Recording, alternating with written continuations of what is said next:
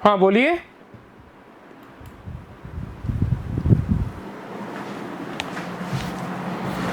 तो कल हमने डिजिटल फुटप्रिंट और नेट एथिक्स के बारे में पढ़ लिया था। आज हम पढ़ेंगे कम्युनिकेशन एटिक्यूट।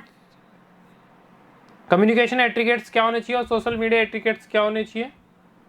तो कम्युनिकेशन एटिकेट्स के बारे में बिल्कुल सिंपल है कि लाइक जैसे हम किसी से कम्युनिकेट करते हैं तो हमें कुछ प्रॉपर एटिकेट्स होने चाहिए।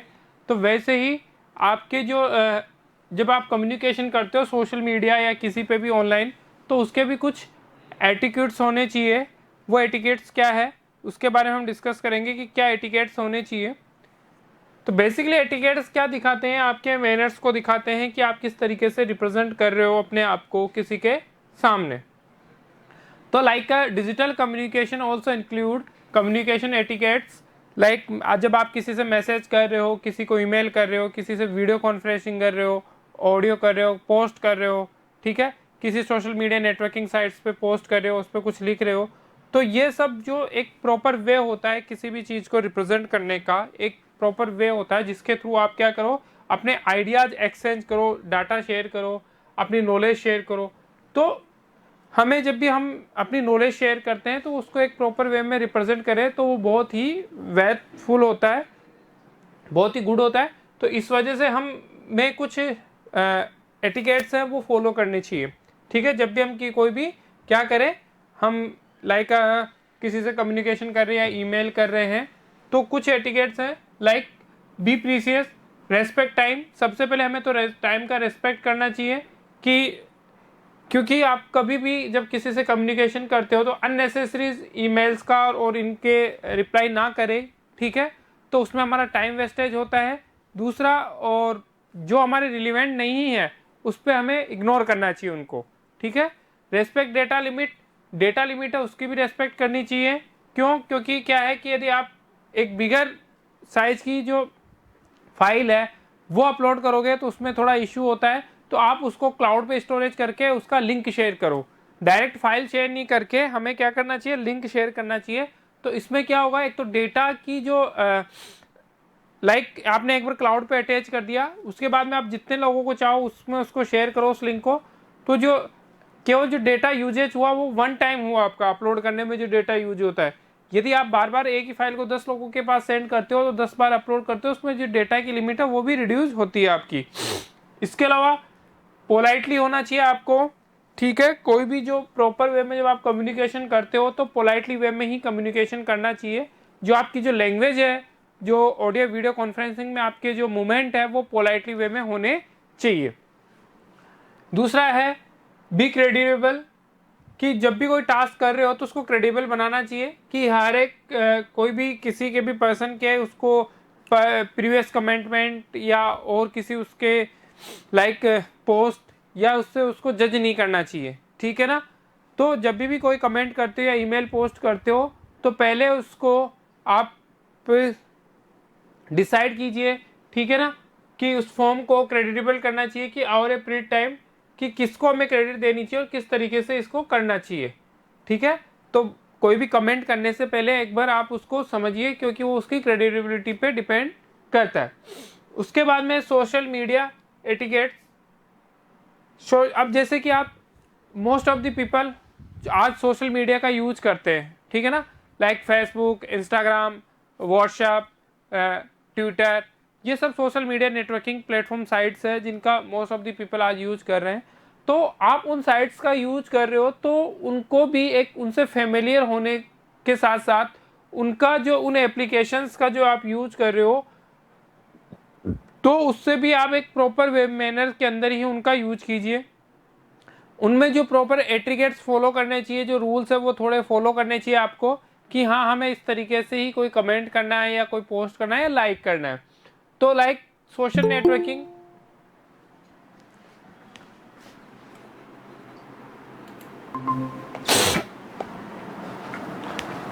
तो सोशल नेटवर्किंग जो है, ठीक है, creating and sharing content with other in community. क्यों आप सोशल मीडिया पे क्या कर रहे हो, आपके जो खुद के आइडियाज हैं उनको शेयर कर रहे हो, अपनी नॉलेज को शेयर कर रहे हो कम्युनिटी से। तो this platform encourage users to share their thoughts and experience through the post और पिक्चर्स। तो आप अपने जो पोस्ट और पिक्चर्स के थ्रू अपने एक्सपीरियंस, अपनी एक्सपर्टीज, अपनी नॉलेज शेयर कर रहे हो, तो एक प्रॉपर वे में होना चाहिए कि आप, ताकि वो रिप्रेजेंट हो रही है आपकी, कि किस तरीके से आपको लगना चाहिए। तो यहाँ पे जो है कि एक प्रॉपर एट्रीगेट्स फॉलो करते हुए ये सब कुछ आपको करना चाहिए। In this way user can interact with other online users of those social media app or channels. So this is why impact and outreach of social media has grown exponentially. It has begun to shape the outcome of politics, business, culture, education and more.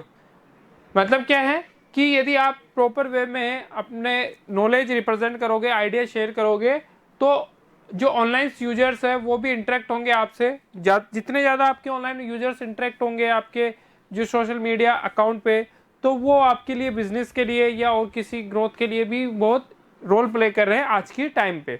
तो आपकी जितनी fan followings बढ़ रही है वो भी इस बात पे डिपेंड करती है कि आप अपने पोस्ट किस टाइप के कर रहे हो, क्या चीज़ आप लाइक कर रहे हो।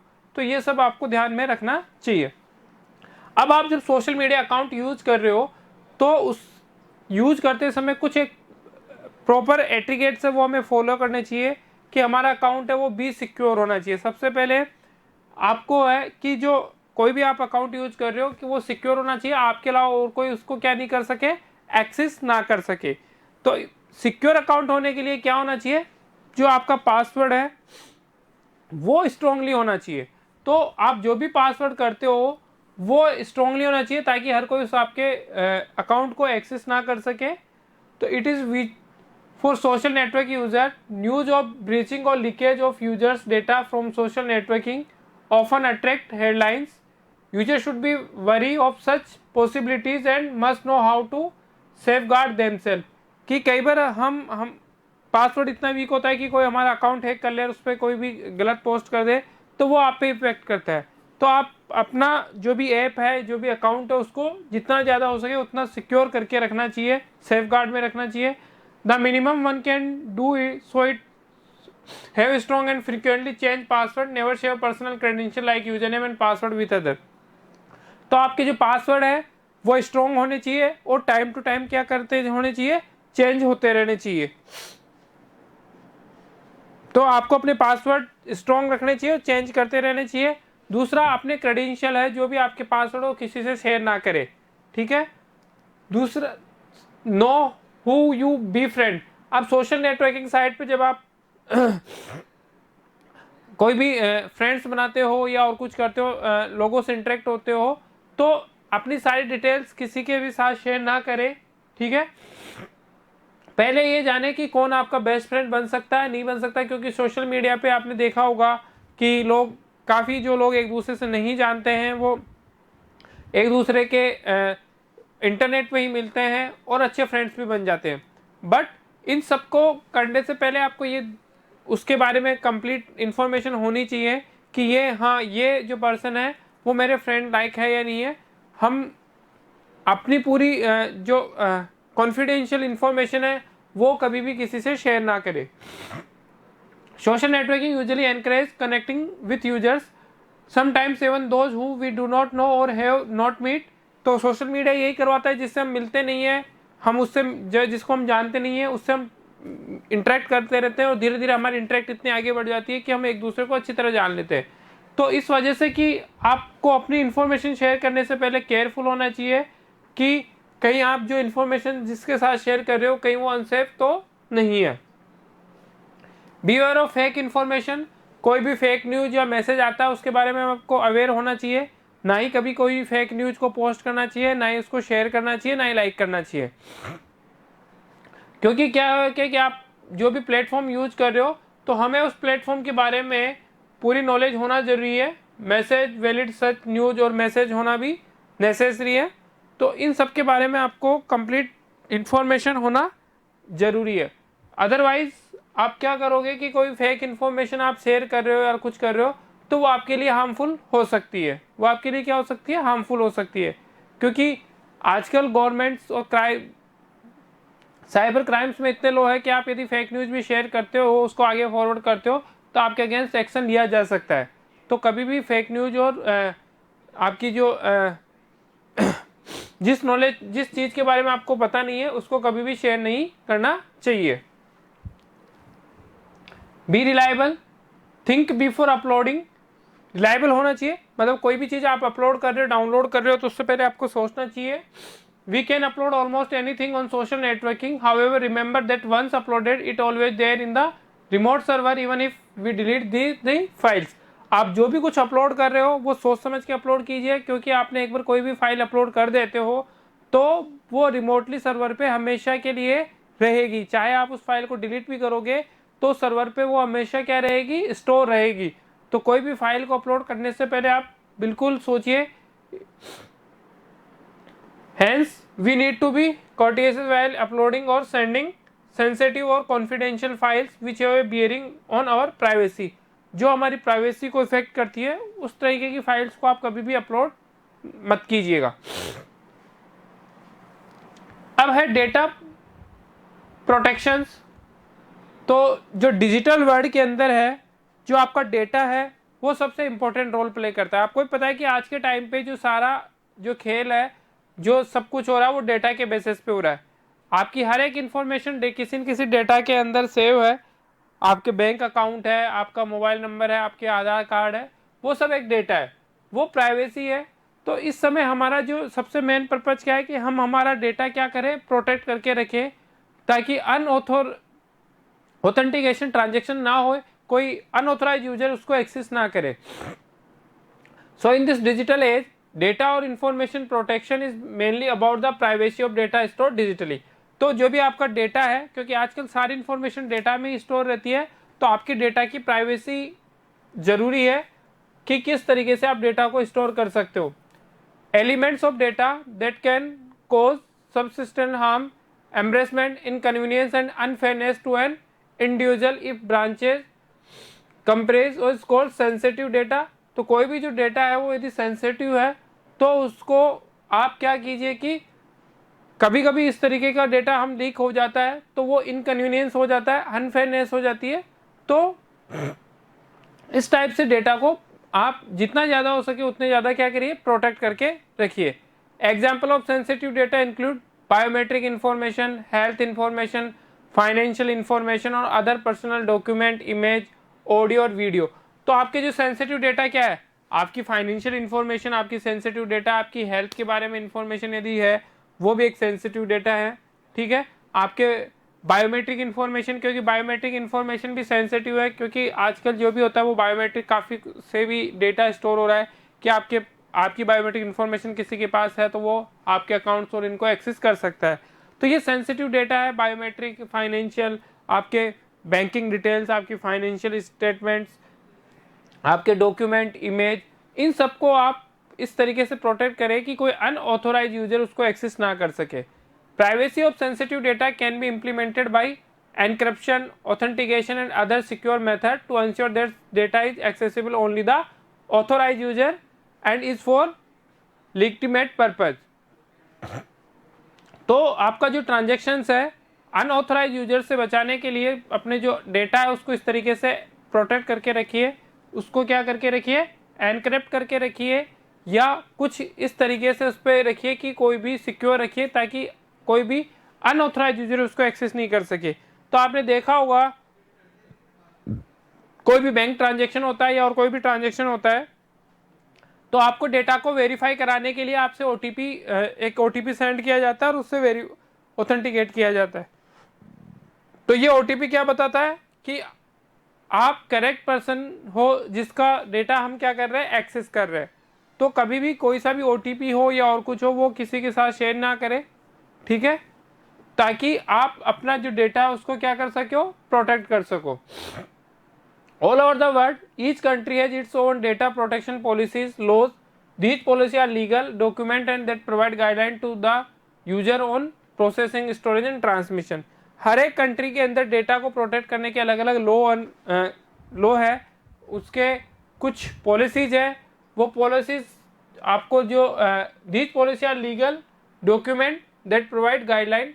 ये लीगल डॉक्यूमेंट है जो कि आपको गाइडलाइन देती है कि इस तरीके से आप अपने डेटा को प्रोटेक्ट कर सकते हो। ठीक है, आप डेटा को सिक्योर रख सकते हो। तो जो सेंसिटिव डेटा है उसको आप उस तरीके से स्टोर करके रखिए। These policy are legal document that provide guideline to the user on the processing, storage and transmission. तो ये जो पॉलिसीज है वो डेटा के स्टोरेज, ट्रांसमिशन और प्रोसेसिंग के बारे में इंफॉर्मेशन प्रोवाइड करवाता है। The motive behind implement of these policies to ensure that sensitive information is appropriately protected from modification और डिस्क्लोजर। तो ये किस लिए यूज होता है कि जो डेटा यूज हो रहा है, ठीक है, उसका प्रोटेक्शन है कि ओनली ऑथराइज यूजर ही उसको क्या कर रहा है, यूज कर रहा है, ठीक है। तो डेटा प्रोटेक्शन पॉलिसी आपको ये डिसाइड ये इसके अकॉर्डिंग ये है कि आप जो यूज कर रहे हो, आपका जो डेटा है वो सिक्योर लोगों के साथ ही आप यूज कीजिए।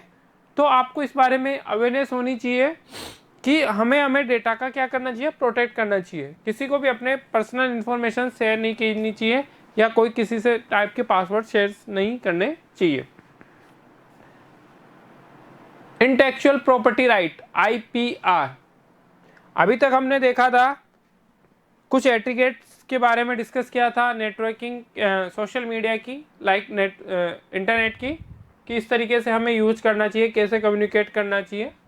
अब हम इन एक्चुअल प्रॉपर्टीज के बारे में आज डिस्कस करेंगे कि when someone owns a house और motorcycle we say that personal own that property.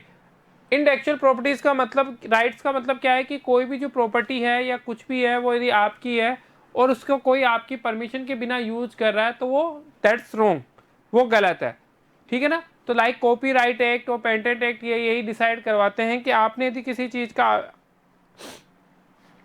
Invention किया है तो वो आपका लुक है कि आप उसको किस तरीके से पब्लिक के साथ शेयर करना चाहते हो, कि हमें हमेशा क्या करना चाहिए, जो कॉपीराइट एक्ट है उसका फॉलो करना चाहिए, ठीक है ना।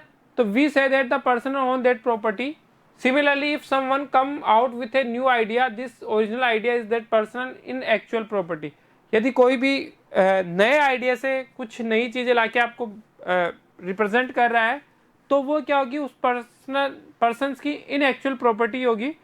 तो इन actual properties refer the inventions, literary and artist expression, design, symbols, name, logo etcetera. तो कोई की भी जो खुद की प्रॉपर्टी, मतलब आपने कोई लोगो बनाया वो आपने खुद से बनाया, कोई डिजाइन क्रिएट की वो आपकी खुद की अपनी डिजाइन है, ठीक है, कोई आइडिया किया आपने, आइडिया का इन्वेंशन किया, तो ये सब सिंबल्स का बनाया, ये सब आपकी खुद की ओन प्रॉपर्टीज हैं। तो इसको आप जब भी यूज करो तो उसको एक प्रॉपर वे में आपको यूज करना चाहिए।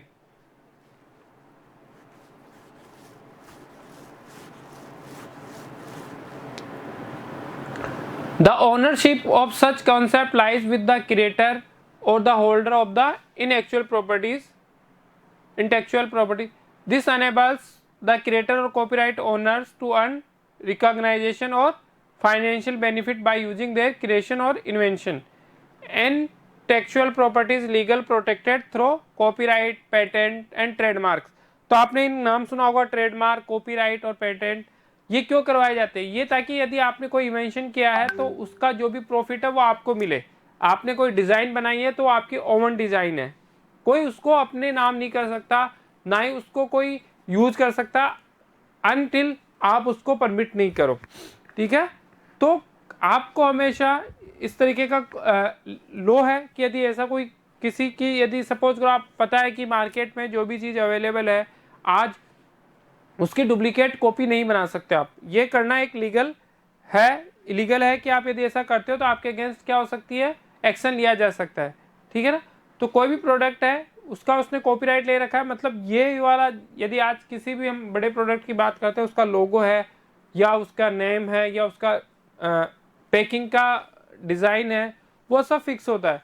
तो कोई भी जो नया प्रोडक्ट लॉन्च करता है तो वो उनमें से, हाँ हो सकता है कि वो सेम चीज़ प्रोवाइड करवा रहा हो पर वो उसका सेम का सेम कॉपी कभी नहीं कर सकता, ठीक है ना। उसको हमेशा उसमें चेंज करके ही रखना होगा, अदरवाइज उसके अगेंस्ट क्या हो सकता है, एक्शन लिया जा सकता है, ये लो है।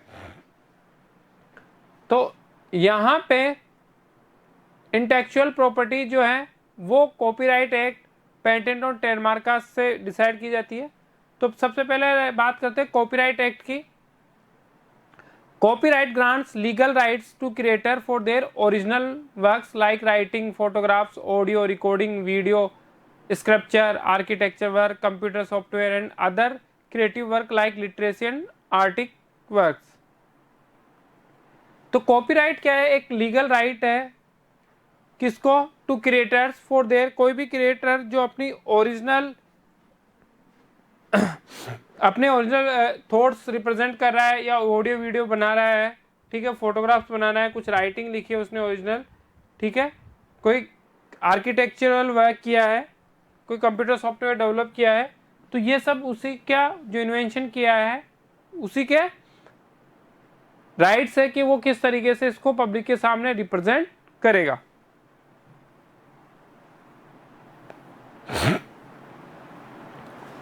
Copyright are automatically guaranteed to creators and authors. तो कॉपीराइट क्या होता है? जो क्रिएटर्स है, जो ऑथर्स है, उनको ऑटोमेटिकली क्या करता है? गारंटी करता है कि क्या है जो कॉपीराइट एक्ट है कि are automatically granted to creators and authors. जो कॉपीराइट एक्ट ओनली जो उसका क्रिएटर है, जो ऑथर है, उसको वो परमिट करता है कि हाँ आप इसका यूज कीजिए। बट जो उसका क्रिएटर नहीं है, जिसने बनाई नहीं है, तो वो सेम चीज उसको यूज करने की परमिट नहीं देगा, उसमें उसको चेंजेस करने ही होंगे। Copyright law gives the copyright holder a set of rights that they alone can avail legally. The rights include right to copy a work, right to create derivative works based upon it। तो copyright work जो क्या है वो basically क्या है?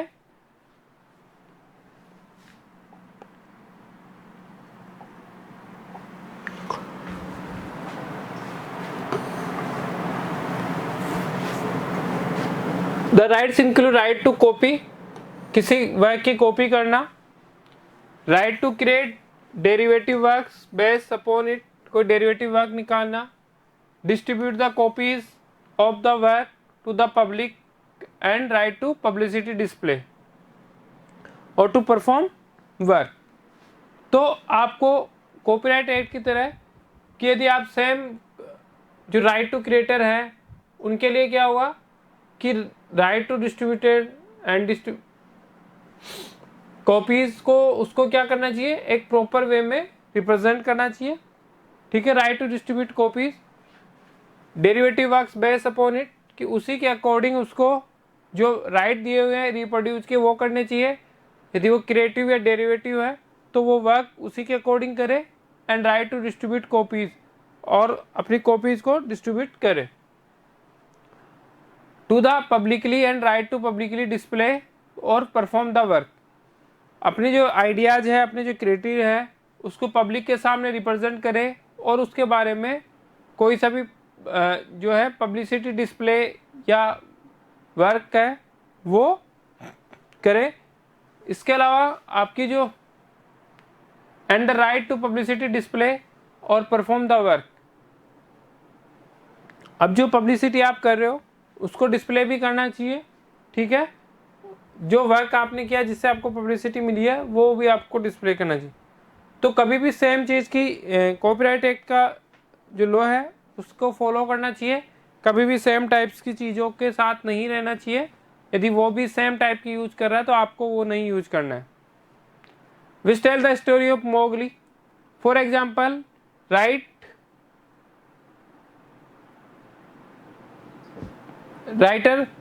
Rudyard Kipling hold the copyright to his novel This Jungle Book, which tells the story of Mowgli, the jungle boy. It would be an infringement of the writer's copyright if someone used to part of this novel without permission. To use others' copyright material, ones need to be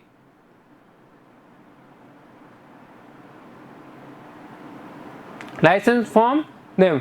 तो अब क्या है कि copyright act के लिए क्या करना होगा आपको? किसी ने भी, यदि एक राइटर है रुडयार्ड कीपलिंग, उसने क्या किया? कॉपीराइट एक्ट के थ्रू अपनी जो बुक थी, नॉवल थी, उसको उससे रजिस्टर करा लिया। मतलब अब ये बुक या इस पेज या बुक का पेज जो भी कलर है वो इसी तरीके से सेम पर्पज में कोई यूज नहीं कर सकता। ओनली कौन यूज करेगा?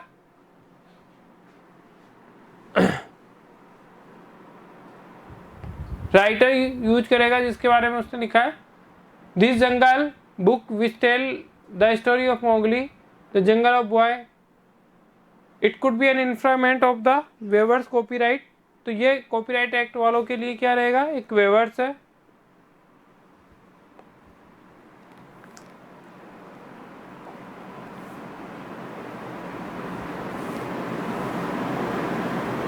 पेटेंट और ट्रेडमार्क का जब भी आप क्या करते हो, a patent is usually guaranteed for the inventions unlike copyright the inventors need to apply और for participating the इन्वेंटेशन।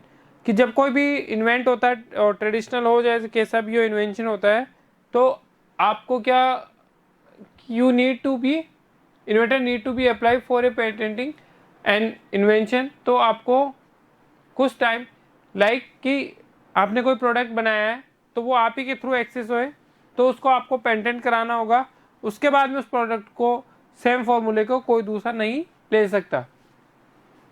When a patent is granted, then owner an exclusive right to prevent other from using, selling and distributing the product defined।